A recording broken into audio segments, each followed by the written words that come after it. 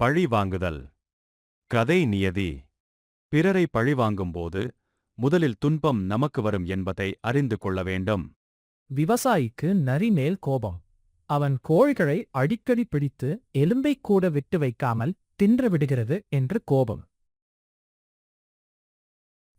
இதற்கு முடிவு கட்டியே ஆக வேண்டும் என்று ஒருமுறை அதற்காக இரவில் பதுங்கி காத்திருந்தான். நரி வந்தபோது அதன் மேல் சாக்கு போர்த்தி லவக்கென்று பிடித்துவிட்டான். பிடித்து என்ன தண்டனை கொடுக்கலாமென்று யோசித்தான். அதன் வாலில் மண்ணெண்ணெயில் நனைத்த துணியைச் சுற்றிப் பற்ற வைத்துவிட்டான். என் கோழிகளைத் தின்றாய் அல்லவா, ஒழிந்து போ என்று அதைத் துரத்திவிட்டான். நரி தன்னை எறியாமல் விவசாயிகளின் வயலுக்குள்ளேயே நுழைந்தது. பயிர் முதிர்ந்து ஒரு பக்கம் நெற்குவியல், மறுபக்கம் வைப்போல் போட்டு முதிர்ந்த கதிர்களை களையறுக்கக் காத்திருந்த நேரம் அது. நரியின் வரவால் ஏக்கர் முழுக்க தீ பரவி தானியமெல்லாம் கருகிச் சாம்பலானது. விவசாயிக்கு நரியை பழிவாங்கியதில் நஷ்டம்தான் பன்மடங்கு. நீதி.